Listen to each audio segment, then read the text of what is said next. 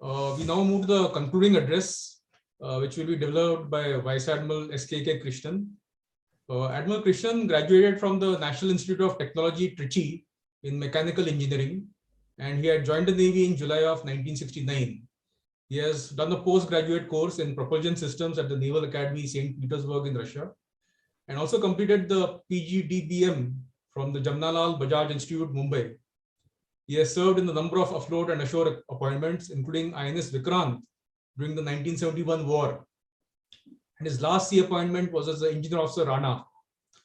His major ashore appointments include those of the defense attaché at Canberra in Australia, the commanding officer of INS Shivaji, the principal director marine engineering, the chief staff officer technical Western Naval Command, the director defense machinery design establishment, the admiral superintendent Naval Dockyard Mumbai, and lastly the controller of personal services of the Indian Navy. He had taken premature retirement to join the Mazagon Limited as its CMD from 2006 to 2008. And during his very impressive tenure, MDL's annual turnover increased from 570 crore to 3,200 crores.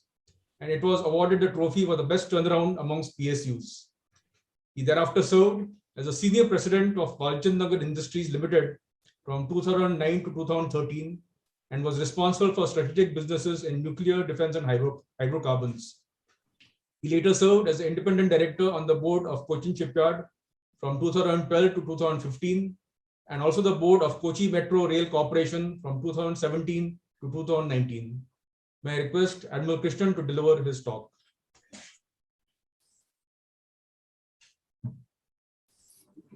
Yeah. Thank you very much, Admiral Nadkarni, for the introduction.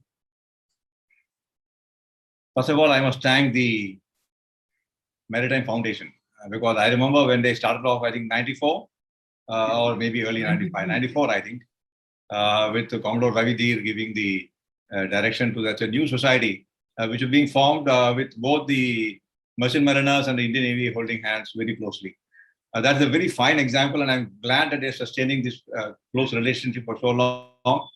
That is something to be congratulated about because that's not something which we often see in many other places. So that is a very unique thing, and I think Commodore Ravi Dheer should be congratulated for starting this along with the other founders. I'm sorry, I don't remember the name. I used to be CEO Shivaji those days, and I remember attending their first session. I think Admiral Shekhawat, then as CNS, had addressed the first meeting of the Indian Maritime Foundation. So thank you very much for asking me here today this evening. Being the concluding speaker has got some advantages and some disadvantages. The disadvantage is that you are now trying to sum up what everyone else has already said, and a lot has been said today. The advantage is that most of the audience have left. So, but luckily you're holding on almost half of what you started with, which is a very good sign. Now, coming back to the issues that we discussed, naturally the issue which relates to the future hold more interest than issues related to the history and what we did and what we did not and things like that. And that was very well covered by the keynote speaker, Ajay Chatterjee, and also was followed up with Mr. Pankaj Mishra and Sonali. And of course, the culmination was Dr. Rana, who really topped it all with coming with the real futuristic 16. I mean, a couple of naval presentations in between, which also touched upon the subject. But as we can see, the most important issue that is the common thread amongst all this is the issue of emission. Because the world directive is such that this is something we have to follow up. And unlike the warships or the naval ships, which are exempted from such regulations, the merchant ships have to follow them very, very, they have to survive and they have to follow them. And although many options are being discussed now, like, so many ships are under trial, Dr. Rana highlighted it, Ajay Chatterjee also mentioned ships under trial, various technologies are under trial. But the challenge is not going to be the technology of finding an alternative. The challenge, according to me, is the organizing the logistics. Because having bunker these ships at various places in different ports with the same flexibility that currently the normal fuel offers is going to be a challenging task. And as everyone says, the merchant navy is going to only increase. Though there is a doubt, some people are raising, saying that with renewable energy coming, the oil tankers might come down in number.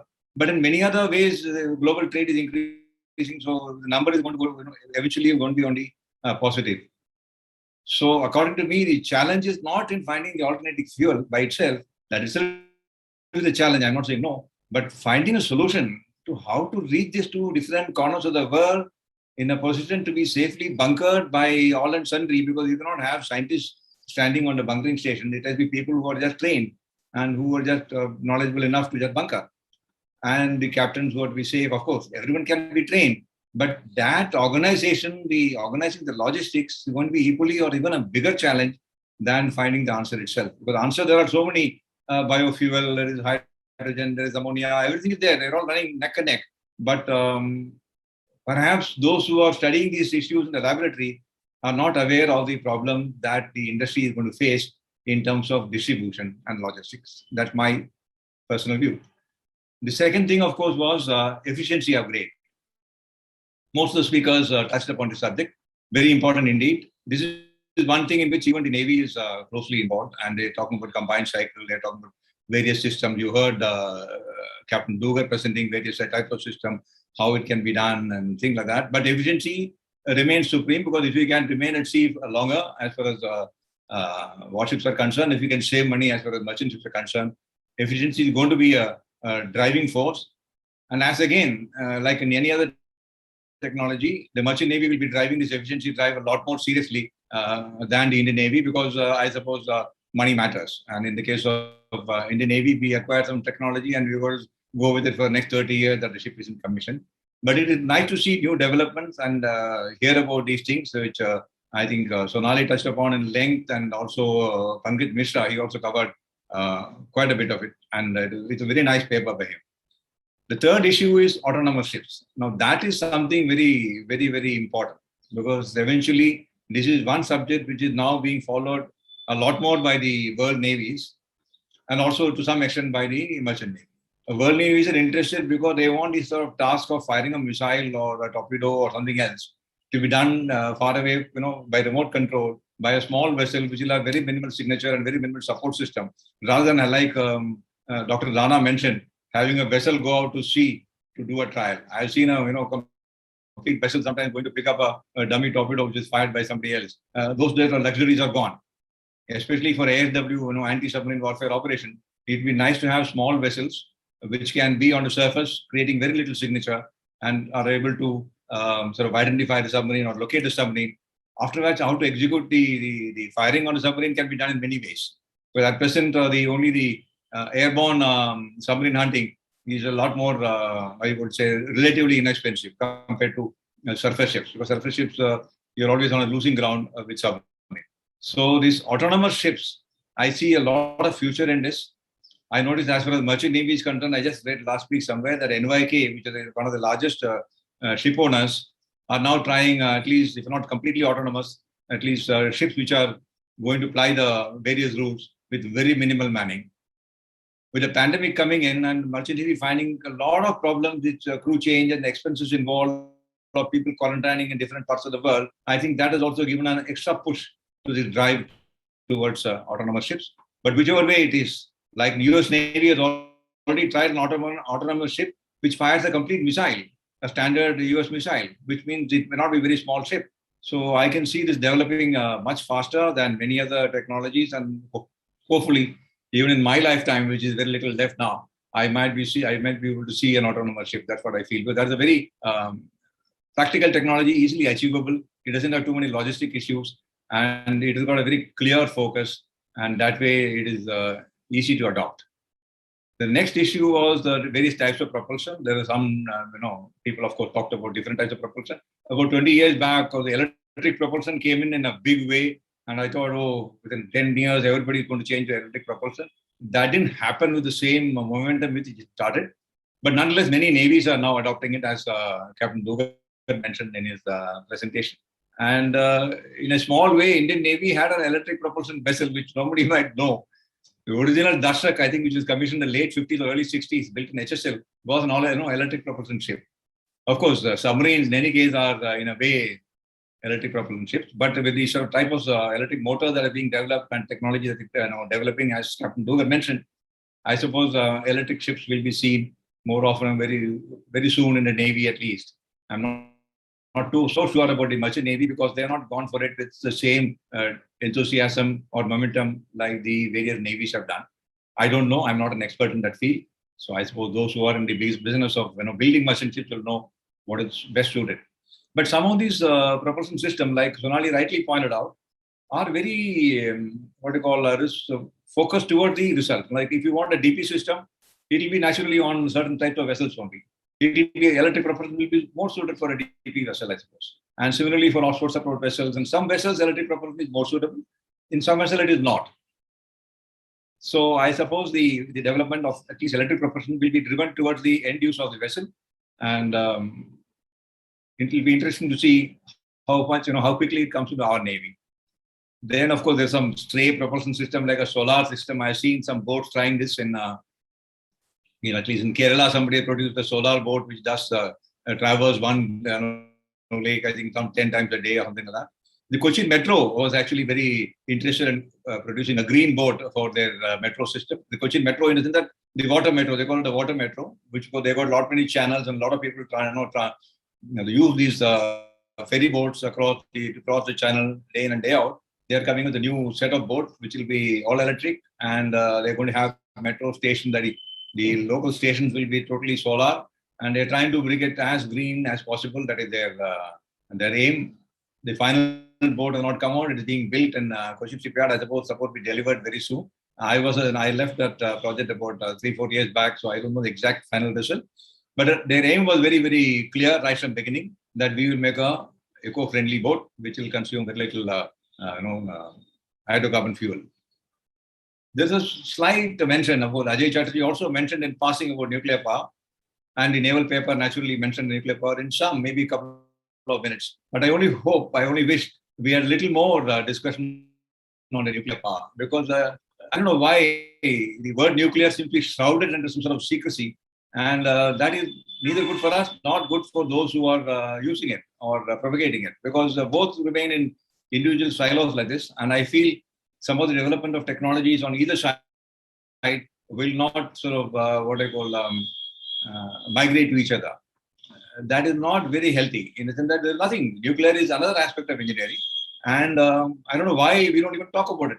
There's nothing you can talk about. If you're talking about the missile systems, or if you're talking about how the delivery system, that is a different thing altogether. But a propulsion system, which considered after all a nuclear reactor, is only it replaces the boiler or the powerhouse. Why can't we talk about it a little more openly in public? I think that will be. It is so in many other countries. It is. I don't know why only we are under such a very, very tight secrecy, which is, I think, is not a very healthy situation from either side. Then, summing up, where do we come in as India or Indian Navy or Indian marine industry? Now, that is going to be a sad story in the sense that as individuals, we have got excellent people. Our mariners are well known all over the world and highly respected people. We have similarly scientists. We have got people who are demonstrating fantastic technologies in laboratory and developing things for the marine field. But as a marine industry, we don't hold any great stake in the global scene. Because if you can implement some of these technologies and take pride in that, provided you are in the business of shipbuilding, which we are, I would say, not even negligible. It is beyond negligible limit we are contributing.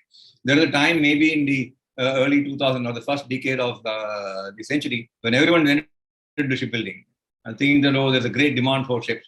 Little realizing that demand was an artificial surge which was created after the Second World War. First surge came in shipbuilding because China was planning to do their Olympics in 2008, and they wanted a lot of vessels to carry their stuff to China, and they wanted stuff from all over the world. And suddenly, from 1995 and 2005 or 2008, there's a surge in shipbuilding. And many of our shipbuilders or those who had such business plans went into shipbuilding, and you all know what happened, in the sense that many of them didn't survive. Most of them didn't survive. So unless we have a real stake in shipbuilding, we will not be able to actually participate and enjoy and take pride in some of these technologies. So we'll continue to remain as bystanders, seeing what is being done, and to a large extent following the go with the flow, as I would say.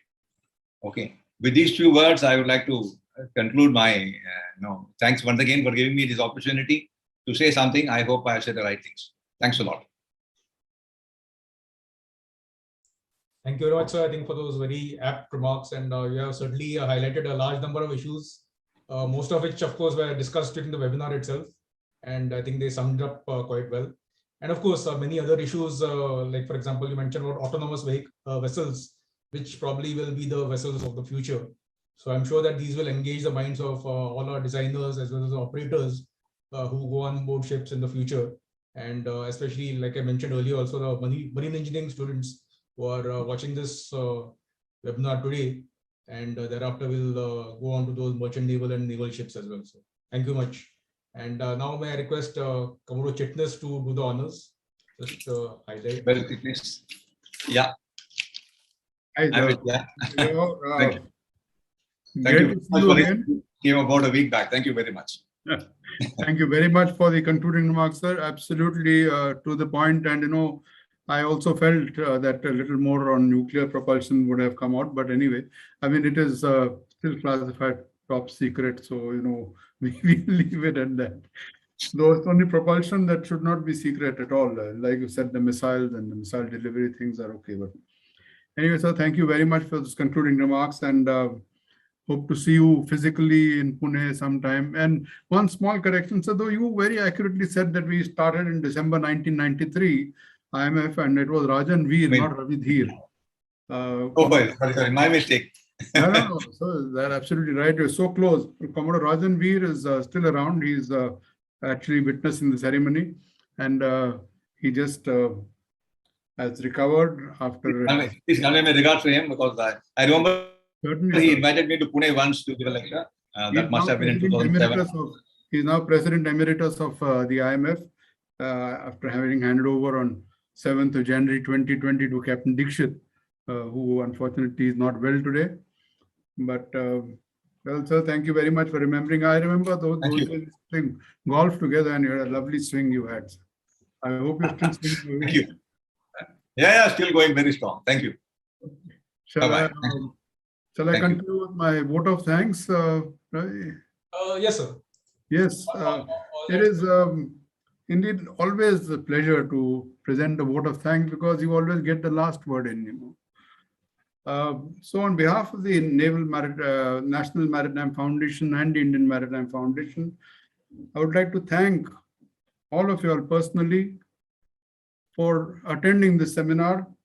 And especially I want to thank our participants, starting from the keynote speaker, Mr. Ajay Chatterjee, Admiral I.C. Rao, the session chair for the first session, and speakers, Lieutenant Commander Solanki and Mr. Pankaj Mishra.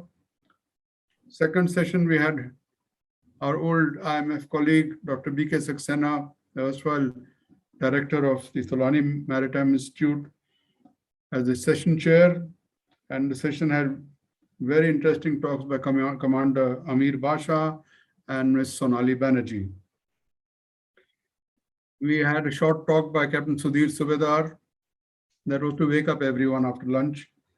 And the third session, which Admiral Ashok Subedar was the chair, and he had two eminent speakers, Captain Dugar and Commodore Rana, who took us into the future of what developments are going to take place.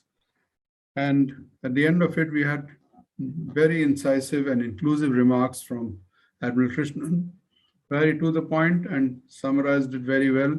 And his thoughts are also very valuable in this. I would be totally amiss if I missed out on not thanking our convener for this seminar. Admiral Ravi Nadkarni is relatively new to the Indian Maritime Foundation, having just joined after he retired from the Navy last year, and he's joined our council, and he took on this onerous task of organizing this webinar. In fact, we were hoping that we could make it a seminar, but the second wave and things that are happening in the country wouldn't let us do it. But I must compliment Admiral Nadkarni on the way that he's gone about organizing the speakers. His choice of speakers has been excellent, and liaising with them and getting them to work, and also the technical support that has been provided. It is really good that we've had a glitch-free kind of a webinar, and I think all of us need to thank him, and I would like everyone to join me in, complimenting Admiral Nadkarni. So thank you very much all once again. And on behalf of Captain Dixit, on behalf of Commodore Veer, our President Emeritus, and my own behalf, I thank all of you for having attended this, and look forward to seeing you all at the next seminar, but physically. And I will assure you that even if you're not speaking, you all will be invited. In the meanwhile, I request all of you all, to those who are not members of the IMF, to also become members of the Indian Maritime Foundation. And for that, I'm going to request actually the editor of Seagull to send all of you all an e-copy of the Seagull, or possible a physical copy of the Seagull, so that the membership form comes in that and you can fill it up and send it back to us. So thank you very much indeed. And it's back to you, Admiral Nadkarni. Thanks, Doctor.